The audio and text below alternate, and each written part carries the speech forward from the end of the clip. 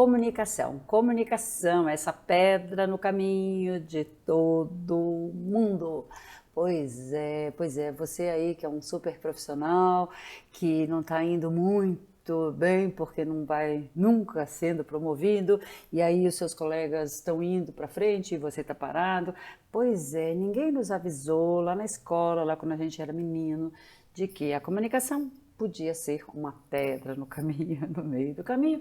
Tinha uma pedra e essa pedra está te incomodando você, executivo que estava indo bem, que sabia da faculdade se achando, uhul, eu sei tudo. Pois é, aí a gente cai na vida profissional e a gente sabe, mas a gente é um pouco reservado. E aí ninguém nos ouve. A gente sabe, mas a gente é um pouco tímido. E aí também não vai muito bem. A gente sabe, mas alguém sabe mais e é mais exibido. E aí também não vai muito bem. Pois é, são perguntas recorrentes que os meus alunos me fazem. Os meus alunos tudo à mão, tudo gente autoexecutivo, tudo gente que está bem na carreira, mas tem um momento que por causa da comunicação um pouco mais fraquinha, o deslanche, né? O próximo passo nunca acontece. E aí vem umas amarguras, umas chatices, umas tristezas. O que né, eu posso fazer para impulsionar, para dar um upgrade na minha vida profissional? Pois é, olha, se já aconteceu isso com você, é meio comum, né? A gente não percebe a importância da comunicação até os 30, 35. Aos 35, mais ou menos, que eu acho que é isso que você tá, a gente começa a falar, uau, tô perdendo oportunidades. Pois é, não saber a comunicação ou ter umas falhas na comunicação faz com que a gente perca oportunidades. E esse é o grande problema e aflição de quase todo mundo. Que bom que não é só sua aflição, já foi minha aflição. Eu brinco, inclusive, que se eu tivesse feito o meu curso de comunicação quando eu era 20 e poucos, 30 e poucos, talvez a minha vida profissional fosse diferente. Que pena que eu não me tinha inventado isso lá anos atrás. Então, eu sou Thaís Alves, personal coach de comunicação. Toda a minha formação foi em artes, em criatividade, em partes do corpo, em calma, em respiração. Mas eu me apaixonei, fui trabalhar em televisão, garota, mas sempre atrás das câmeras, sempre produção, sempre atrás, porque eu era tímida, porque eu era super tímida, eu era alta, a mesma coisa que eu sou hoje, mas aquela altura na adolescência, né, como eu era mais alta, eu sofria alguns bullies. E não é só o bullying externo, né? Alguém chamava, a Thaís é um pirulito, é alta, parece um elefante, uma girafa. Não só o bullying externo, mas o bullying que eu me fazia. Nossa, como eu sou alta, como eu sou desengonçada, como eu não tenho seio. E aí eu fui entrando num caramujo. E eu sou, né, o meu interior, eu sou uma pessoa tímida, eu sou uma pessoa reservada, não sou muito baladeira, não sou muito em festa eu sou sempre a mais quieta. Então, apesar dessas características todas, fui trabalhar numa televisão e precisei vencer uns medos. Então eu brinco que eu aprendi a comunicação entre pessoas, não foi na faculdade, foi vivenciando e superando os problemas. Então a comunicação realmente é uma pedra no nosso sapato e é um dificultador na nossa vida profissional. A gente vai no bem bom, de repente trava, e a gente sabe que está travado. Como é que a gente dá esse salto? Então eu listei aqui umas perguntas, né, as perguntas mais recorrentes, as aflições mais recorrentes de quem faz o coach, né, comigo. E uma das perguntas, geralmente é a primeira. Olha, eu sou tímido, e como é que eu faço para não ser tímido lá no trabalho? Você é tímido? Ok. Eu também sou, e quanta gente é.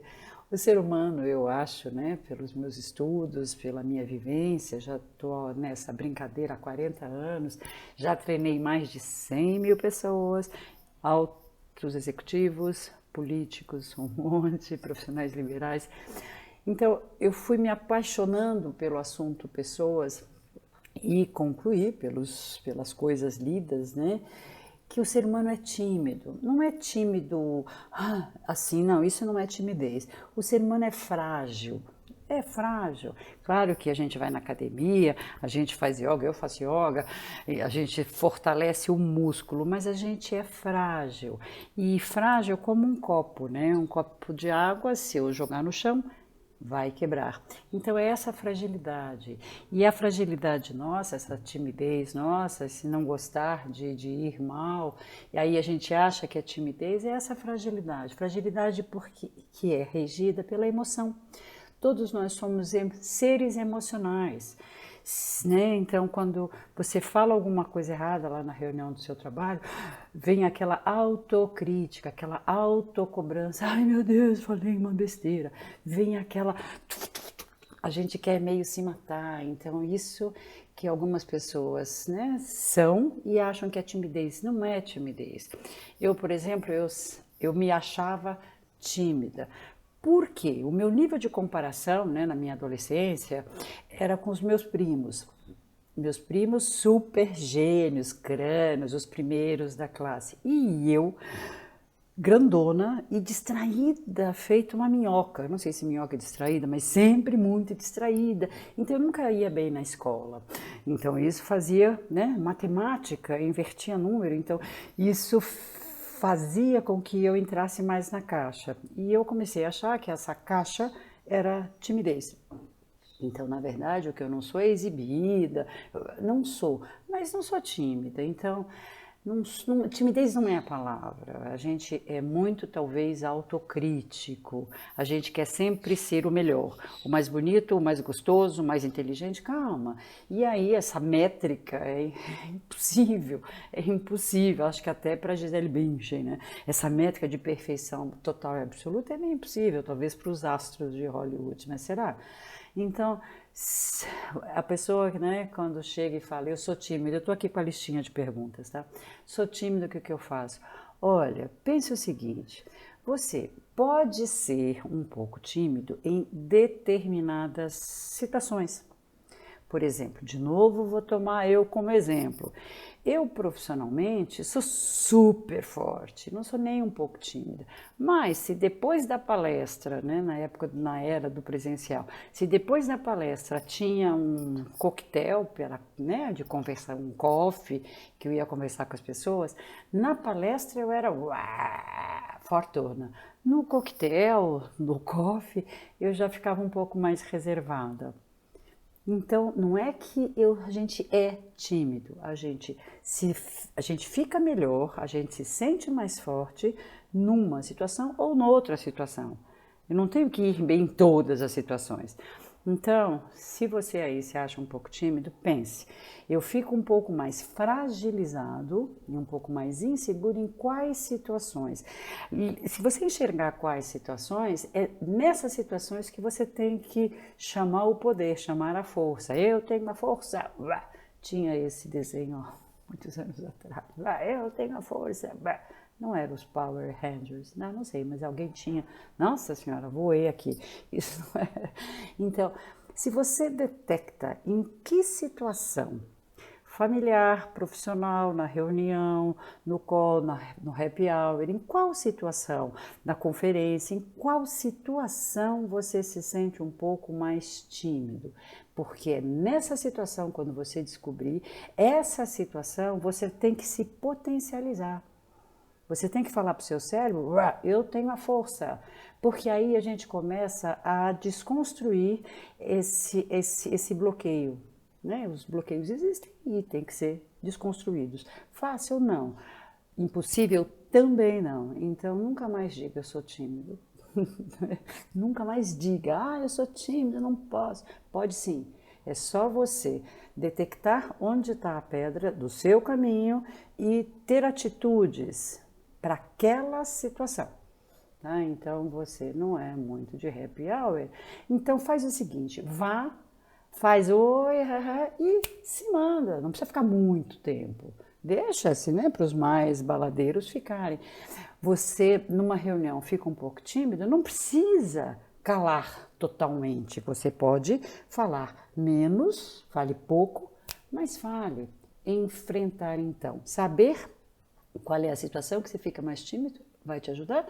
E aí você vai um pouquinho, não precisa ir muito, fale um pouquinho, não precisa falar demais. Fique um pouquinho na festa, não precisa falar demais. Fique um pouquinho lá no call, né? Mas dê a sua opinião, fale menos. Então, para os mais tímidos, detecte e aí vá sim, participe sim, falando menos. Uma outra coisa que sempre me perguntam é o seguinte: meu pai sempre se comunicou desse mesmo jeito que eu sempre me comuniquei. Hoje eu já estou aqui nos meus 45 anos, por que eu tenho que mudar? Tem que mudar sim, sinto lhe dizer. Sabe por quê? Os televisores mudaram. Né? Eram enormes na minha época de menina, depois ficaram aqueles tubões e hoje são as telas planas. A TV mudou, o celular, quem teve o primeiro celular que era imenso, que era aquela coisa, mudou, hoje são telinhas finas, tudo mudou. Né? Então, se a tecnologia mudou, se os carros mudaram, se as casas mudaram, se as roupas mudaram, se os cabelos mudaram, eu mudei de cabelo agora há pouco, se tudo muda, se tudo evolui, se você ia bem com essa comunicação há 10 anos atrás, hoje ela tem que mudar sim, ela tem que ser mais rápida, porque mudou o tempo. As pessoas têm menos tempo, as pessoas estão mais informadas, todo mundo tem acesso ao tio Google, como eu digo, não sabe, dá uma googada, todo mundo tem acesso. Então, se você antes, porque o modelo da sua família, o modelo que você aprendeu, né, era mais autoritário, né? Eu brinco, quem é gestor então está sofrendo, gestor então mais velho está sofrendo, quero assim e ponto. Hoje em dia não adianta você falar quero assim e ponto, você tem que arranjar uma nova maneira de se comunicar, de pedir a participação, a colaboração da equipe, do parceiro. Não adianta, os maridões têm que mudar, têm que se modernizar. Quem manda na casa sou eu, sou eu. Não é mais assim, as mulheres também estão evoluindo o tempo todo, então tudo evolui. Se tudo evolui, portanto, a sua comunicação tem que evoluir também, tá? Então é uma reflexão que as pessoas falam, mas eu sempre fui assim, sempre deu certo. Passou, agora a gente tem que, né, falar mais moderninamente, tem que falar menos, porque os tempos estão muito mais rápidos, as pessoas estão muito mais ágeis aqui, então fala menos, ser mais gentil. Então é legal você, né, se você acha que sempre deu certo assim e agora alguma coisa não está indo bem, ou seu filho fala, pô, você parece velho, nossa, como você é careta. Então, se você já ouviu alguma coisa desse tipo, ou os seus liderados falam, nossa, como o chefe, né? Você é antiquado. Então, se você já ouviu algum sinal assim, pense, o mundo mudou, modernizou, a comunicação também, tá? Também não é impossível, mas é só a gente ficar um pouco mais antenado como é que as relações, né, as comunicações estão hoje. Uma outra pergunta muito frequente, uma outra dor muito frequente, são os famosos brancos. Ai, eu estou me comunicando e de repente me dá um branco, eu esqueço, eu vou para Marte, para Júpiter e esqueço. É comum. Vou te contar uma coisa, se você está passando já teve brancos, eu vou te dizer uma coisa, é comum, porque a gente está falando, de repente um barulho do passarinho distrai, e aí a gente voa com o passarinho e aí, nossa, onde eu estava mesmo? Então, se você tem brancos, primeira coisinha é não se critique, não queira se matar. Eu brinco, né, que quando a gente comete uma gafe, a gente quer se matar. Então, se você tem branco, não queira se matar, porque não vai adiantar nada, né? Então, teve o branco, percebeu que teve o branco lá na reunião, lá na conferência, lá no call, onde for. Teve o branco, respira, ao invés de... Porque quando a gente tem o branco, a gente se autocritica de novo, liga a chavinha da tensão. Ai, meu Deus, o que eu estava falando mesmo? Isso é rapidésimo na cabeça. Ao ter esse pensamento, ai meu Deus, o que eu estava falando mesmo? O músculo trava, sempre o corpo que nos carrega, né? O músculo reage instantaneamente ao nosso pensamento. Então, veio a crítica, a gente trava e aí a gente se autopune e toda a gente faz cara de menino que fez besteira e aí todo mundo percebe. Eu tenho milhares de brancos, né? Eu não estou falando que eu tenho só para ser igual a você, não. Eu sou bem dislexa. E o dislexo se interessa muito por algumas coisas e acha as outras uma chatice. É assim, a cabeça fica muito focada por algumas coisas e as outras não existem. Então, muitas vezes em aula, em palestra, em workshop, eu estou lá falando, de repente, some. O que eu faço? Sumiu. Então, ao invés de se autocriticar, se autopunir, o que eu faço? Respiro, dá um sorrisinho, dá uma disfarçada, toma um gole de água enquanto você está, né? Tomando água, você está tentando lembrar o que você estava falando. Então, se enquanto você tomou o gole de água não veio o fio da meada, você diz, onde eu estava mesmo? Puxa, aí sempre vai ter, eu brinco, sempre vai ter na palestra, no call, na reunião, sempre vai ter um anjo que vai te dar a dica, a deixa daquele ponto que você estava. Ah, você estava falando isso. E aí instantaneamente você pega o fio da meada e continua. Então o branco é normal, o branco não precisa se matar por causa de branco, não se puna no momento que você tiver o branco, tá? Fique calmo, respire, não deixe o pensamento te boicotar, te apunhalar, respira, tome água e aí diga assim naturalmente, onde eu estava mesmo? Vai ter sempre um anjo da guarda que vai te salvar. Uma outra perguntinha que está aqui listada.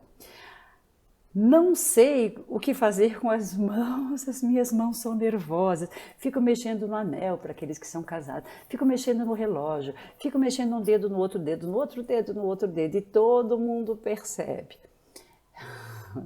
A mão é muito legal, mas ela tem vida própria. Então, se eu tiver um pouco pilhado, e toda situação de comunicação, a gente fica pilhado, a gente fica mais elétrico, porque a gente sabe que a gente tem que falar, a gente sabe que a gente tem que ir bem, a gente sabe que tem que dar o recado. Então, isso muda toda a nossa circulação, os nossos líquidos, a nossa calma, o nosso nervosismo. Então, no momento, né, que a gente tem que ir bem, a gente fica um pouquinho alterado. E nesse pouquinho alterado, as mãos todas metidinhas de vida própria ficam lá se agarrando. É fácil consertar isso? É fácil, sabe o que eu falo? Se você tem mãozinhas inquietas e nervosas e falantes, né, que mostram que você está nervoso, tenha sempre uma das mãos ocupadas. É bem legal.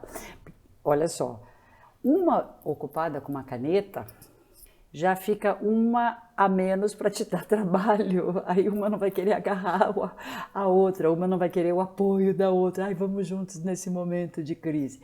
Tenha sempre uma das mãos ocupadas. Olha só, a mão está ocupada, eu estou aqui segurando a caneta, faz de conta que eu vou escrever alguma coisa. Isso me dá até um ar de intelectual, de pessoa assim profunda, de pessoa atenta. Então, para aqueles que têm mãozinhas nervosas, uma caneta melhora muito, porque aí você vai acostumar, você vai programar o cérebro de que uma mão não precisa agarrar na outra em momentos difíceis da comunicação. Uma canetinha na mão resolve muito. Aí o seu cérebro vai perceber que é fácil eu dominar aquele gesto repetitivo e nervoso das mãos. Uma outra coisa, isso eu gosto muito. Ai, eu não sei, eu não tenho tiques nervosos, mas eu não sei o que fazer com gestos. Eu tenho gestos grandes e aí o que eu faço? E todo mundo até brinca comigo e faz bullying de que eu vou sair voando ou dançando, de tantos gestos eu uso.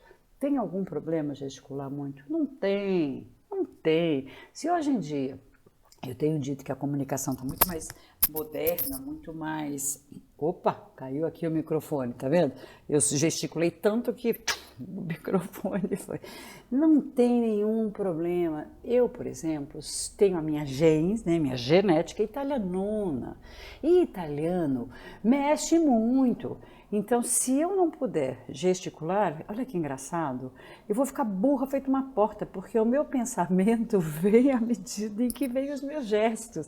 Então, não adianta você falar, não pode gesticular, não existe isso. Hoje em dia tudo pode, né? Porque senão, coitado, né, dos japoneses, os japoneses bastante, né, não gesticulam. É genético, então não queira, se você é japonês, sair gesticulando feito italiano, porque você não é, você tem uma raiz oriental. Não queira, senhor filho, neto, bisneto de italiano, não gesticular e ser um lorde, porque você não é, você é um italianão mais estabanado. Eu sou super estabanada e super gesticulenta. Eu só tomo um cuidado, porque a vida já me fez passar por poucas e boas. Os copos, tanto em palestra, quanto em workshop, quanto em aula, quanto em call, quanto em lives, os copos eu largo eles bem longe, porque aí os gestos vai saindo e não vou correr o risco de fazer tuf e o copo cair. Já derrubei copo no colo de aluno. Ah, meu Deus!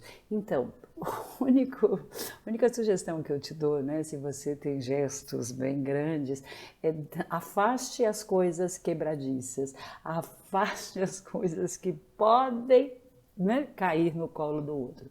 Então, isso é uma dica para quem gesticula muito e não se puna por ser um cara de raiz latina e falante mais extravasante, né, e mais quente. Não tem o menor problema. Não tem o menor problema. Então, uma outra coisa que também eu vejo, né, nas pessoas que já passaram por mim, uma outra queixa, eu tenho alguns cacuetes. Cacuetes físicos, são os engraçadíssimos. São... O que é cacuete? Adoro falar essa palavra, desculpa, não é uma palavra muito usual, mas cacuete. Olha que legal, cacuete. É a repetição, isso é o que significa, né?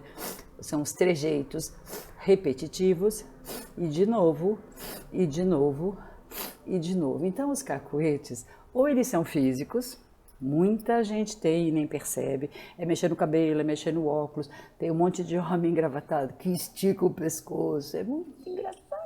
Tem um cacuete que é bem legal, que é o de coçar. A pessoa, quando está no momento da comunicação, como aumenta a adrenalina, porque tudo corre mais rápido, a pessoa tem coceira, e a pessoa tem coceira, e a pessoa tem coceira, e a pessoa tem coceira. Não é pulga, é adrenalina correndo um pouquinho mais, e a adrenalina é mais quentinha.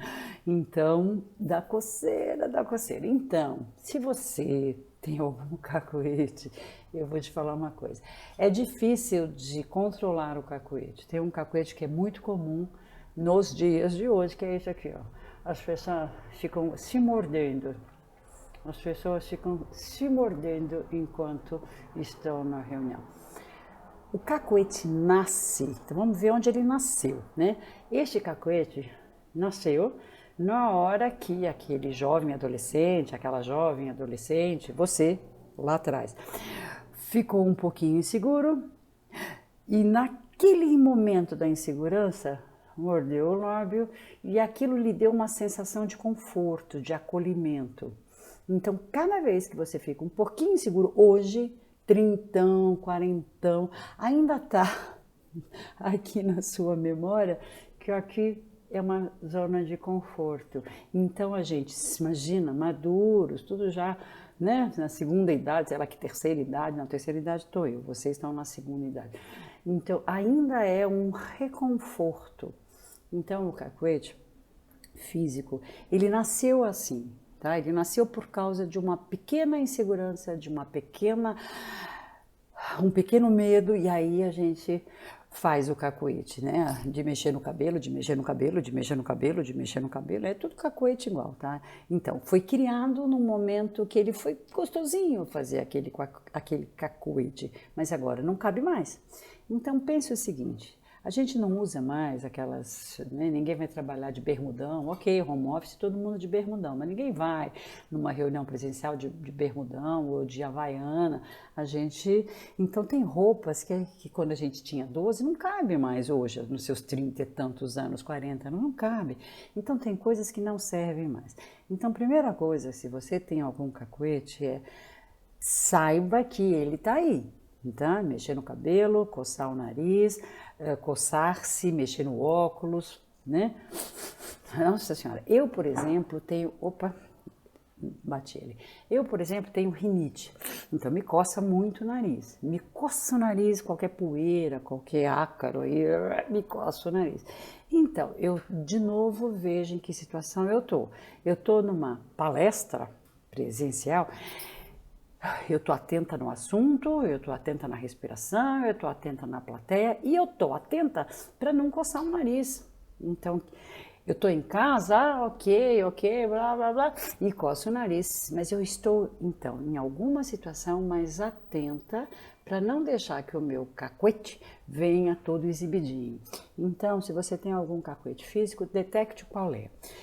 Perceba, fique atento, acorda. Em que situação ele fica mais assíduo? Em que situação ele fica mais recorrente? Já é legal, você detectou. Na reunião eu tenho mais ansiedade, portanto os meus cacuetes ficam mais fortes. Então, você já sabe qual é o seu cacuete, em que situação que ele vem todo assanhado. Pronto, você já sabe, já começa você a ser dono do cacuete e não o cacuete dono de você, aquele que exibido que entra em qualquer hora. Então, qual é o seu cacuete? É legal. E em que situação ele fica mais assanhadinho, tá? E se você já sabe que na reunião vem, né, o seu cacuete de morder o lábio, você vai entrar na próxima reunião, presencial ou call, você vai entrar na próxima reunião já sabendo que você tem que ele não vai sair se mordendo, então você já fica com mais atenção ao seu lábio, atenção, foco na reunião, mas foco também no lábio. Então, só o fato da gente ficar mais atento ao cacuete, ele já começa a ganhar menos espaço, né? Menos liberdade, a gente já começa a ser dono dele. É fácil parar um cacuete? Não. É impossível? Também não. Tá? Então é legal. E tem muita gente que sofre bullying. Isso que as pessoas falam, eu sofro bullying por causa dos meus cacuetes. Isso é normal, tá? Isso é normal. Eu que tô com cabelo novo, tô com o cacuete de mexer nos cabelos, porque eu ainda não tô conseguindo me comportar bem com esse cabelo novo, mas eu tenho que daqui a pouco parar de mexer no cabelo. Tem uma coisa interessante que algumas pessoas me perguntam, que é o seguinte, a altura. Sou muito alto, então sempre fico torto, porque as mesas são tortas, então eu entro na reunião torto, e isso as pessoas eu passo a impressão para as pessoas de que eu sou um pouco tímido. Olha, os meninos mais altos realmente sofrem, porque tamanho de mesa é projetada para uma média. E quando a pessoa é acima da média de altura, a cadeira e a mesa estão em desalinho. Então, os mais altos, né, você aí que é altão, gostosão, 1,90 m, com certeza você tem que tomar mais cuidado com a sua postura, porque senão você, sem perceber, vai arquear um pouco as suas costas e vai ficar um pouquinho torto. Não é culpa sua, é hábito de mesas mais baixas, cadeiras mais baixas, e aí você se encaixa na mesa e na cadeira. E aí você fica com esse corpito todo torto, né? Então, senhores mais altinhos, Cuidado com a postura em reunião, não faz mal que você vai ficar mais aparecendo mais do que os outros. Cuidado com a postura de costas das pessoas mais altas. É muito comum, viu? E sentado principalmente, né? Porque as cadeiras são iguais, a mesa é igual, a mesma mesa para todos, e aí tem lá o altão bonitão, que quando está sentado fica baixinho e passando a impressão de insegurança. Então é o raft. Então, se você for aquele cara altão, tome cuidado com a postura. E é muito engraçado quando a gente repara, né, nas pessoas mais baixinhas, né? Elas têm, às vezes, posturas melhores. Eu brinco com os baixinhos, né? Não cresceram para cima, então crescem aqui, ó. É bem legal. Isso é uma dica que os baixinhos, né, aprenderam sozinhos, né? Já que eu não cresci para cima, vou crescer para frente. Essa coisa de altura aconteceu comigo porque eu tinha 12 anos, 1,50 m. Aí quando eu fiz 13 anos, eu já tinha 1,70 m, aqueles estirões de crescimento que os médicos falam. Só que 20 centímetros em um ano de pré-adolescência, me fez ficar maior que os meus coleguinhas de escola. Meu Deus, então era muito engraçado, porque na minha época, quando a gente ia para a escola, tinha fila para entrar, né? Meninas lindinhas, meninos lindinhos, e eu sempre era a última da fila. Ai, meu Deus do céu, como aquilo me gerou problemas. Ai, eu fiquei até mais tímida sozinha, né? Fiquei mais insegura lá em cima, né? Lá no alto, lá no último andar. Então, o que que eu fiz comigo? Olha que judiação. E isso é assim, qualquer pessoa, qualquer ser, qualquer adolescente. Como eu estava sozinha lá no último andar, eu, sem perceber, fui tentando encolher, porque eu queria ser igual, eu queria ser aceita, eu queria fazer parte da turma. Claro, a gente é assim, a gente precisa da aceitação. Então, ó, passei anos assim, nossa, uns 2, 3 anos eu fiquei me sentindo assim um pau de coisa marmelo, sei lá como é que fala, enfim, eu me sentia uma girafa. Então a minha coluna, tadinha, ficou toda apertadinha. Então se você é mais alto, alongue a sua coluna na reunião, porque senão o que você vai falar vai estar embrulhado num corpo frágil. Então, senhores mais altinhos, meu conselho, alonga essa coluna, alonga essa coluna. E senhores baixinhos, é isso aí mesmo, peito para frente, né? Já que não cresceu.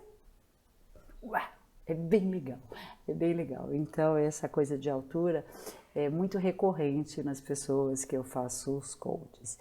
Uma outra coisa que eu tenho recebido alguns, né? Ai, meu Deus, como eu faço?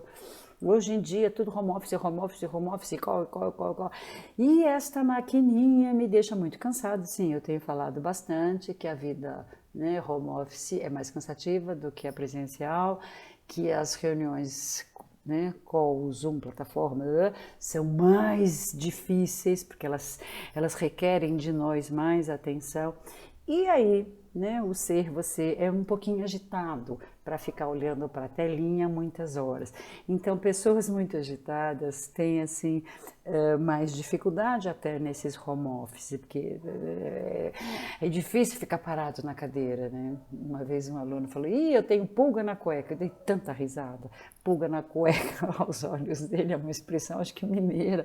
Pulga na cueca é aquela pessoa que está sempre agitada. Então, ficar sentada, centrada, focada é mais difícil. Então, se você é um pouco agitado, pilhado, né, os mais agitados, os mais hiperativos, atenção, na hora do call é importante, seu chefe está lá, a equipe está lá, respire.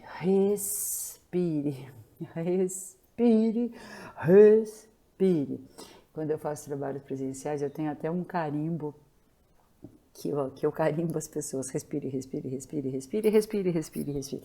Respire, senhores agitadinhos.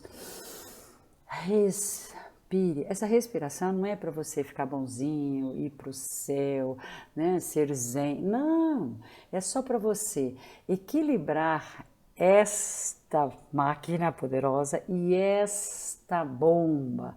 Respire. Então, se você é um pouco agitado, a reunião é longa, vai requerer de você uma atenção imensa, respire. Respire antes, durante e depois. Respire. Escreva. Respire. Escreva grande. Colhe ao lado um papel. Respire lá atrás da câmera. Respire lá atrás do celular. Respire. Respire. Só tem um jeito da gente, né, melhorar a agitação, é através da respiração. Aliás, no meu cartão, quando eu entregava cartão de visita, antigamente a gente entregava, hoje em dia não precisa mais, porque a assinatura já vai eletrônica.